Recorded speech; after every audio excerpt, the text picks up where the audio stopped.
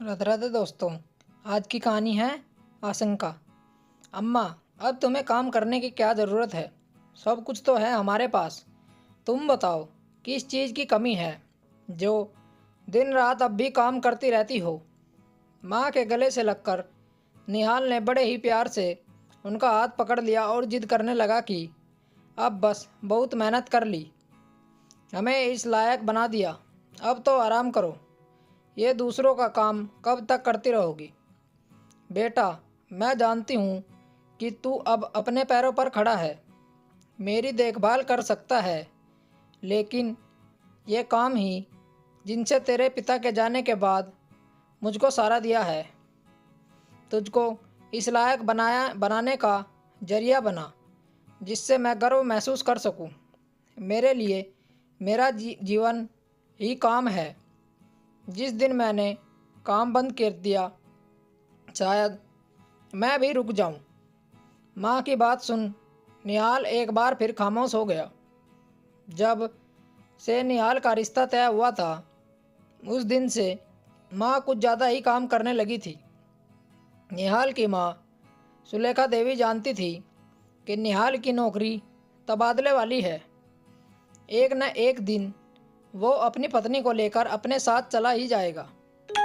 अपनी पत्नी स्वतंत्र तरीके से अपना जीवन जीना चाहेगी और अपना भविष्य बनाएगी।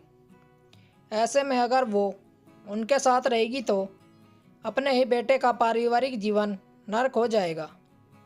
ऐसी ही आशंकाओं से घिरी सुलेखा जी किसी भी कीमत पर अपना घर और अपने ग्राहक खोना नहीं चाहती थी।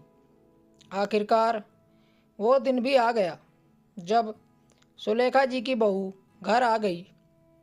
नए विचारों और शिक्षा से लैस निहाल की धर्मपत्नी बिल्कुल वैसी ही निकली जिसकी सुलेखा जी को आशंका थी। उसके अपने सपने थे, वो तेज़ी से उड़ान भरना चाहती थी और आधुनिक जीवन जीना चाहती थी, लेकिन उसके संस्कारों की परीक्षा होनी अभी बाकी थी। वो सास के काम में हाथ बटाती थी, लेकिन कभी भी उनको उनके काम से रोकने की कोशिश नहीं की। इसी बीच निहाल के तबादले की घड़ी आ गई। निहाल की पत्नी यह सुनकर बेहद खुश थी। उसे लग रहा था अब वो बड़े शहर में बड़े घर में रहेगी। इन तंग गलियों और गरीबी भरे जीवन से मुक्ति मिलेगी।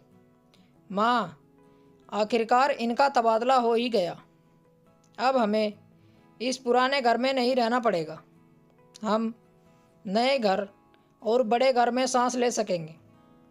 मेरे पिताजी ने भी यही सोचकर इनके साथ शादी की थी कि हमारा सुखमय भविष्य होगा। हाँ बेटा, मुझे खुशी है कि तुम दोनों के सपने पूरे हो सकेंगे। तुम अपने मुताबिक जीवन जी पाओगे, लेकिन छुट्टियों में मुझसे मिलने ज़रूर आया करना। फ़ोन भी कर लिया करना। निहाल दरवाजे के पीछे खड़ा होकर अपनी माँ और पत्नी की बातें सुन रहा था। वो बेहद गुस्से में था, लेकिन लाचार था। वो अपनी पत्नी के खिलाफ नहीं जा सकता था, लेकिन अपनी बूढ़ी माँ को अकेला भी नहीं छोड़ सकता था। उसके पास कोई चारा नहीं था सिवाय हालात को स्वीकार करने के। तभी निहाल की पत्नी ने उसकी माँ को बीच में टोकते हुए कहा कि अब तक आप काम करती रही, मैंने आपको रोका नहीं, इसलिए अब आपको भी मेरी बात माननी होगी। आप भी हमारे साथ ही चलेंगी, साथ रहेंगी। जिस तरह हमारे बिना आप अधूरी हैं, उसी तरह से हम भी आपके बिना नहीं रह सकते। ये सुनते ही सुलेखा जी की सारी आशंका निर्मूल हो गई और उनकी आंखों से खुशी के आंसू झलक आए। निहाल भी दरवाजे पर खुशी से उछल पड़ा। स्टोरी को लेकर आपकी क्या राय है? नीचे कमेंट करके हमें बताएं। ऐसी ही और बेहतरीन कहानियाँ सुनने के लिए हमारे चैनल रोचक कहानी वॉइस को ज़रूर सब्सक्राइब करें। मिलते हैं आपसे एक और नई कहानी के साथ। जब तक जुड़े रहिए हमारे चैनल के साथ। कहानी सुनने के लिए आप लोगों का बहुत बहुत धन्यवाद। राम राम दोस्तों।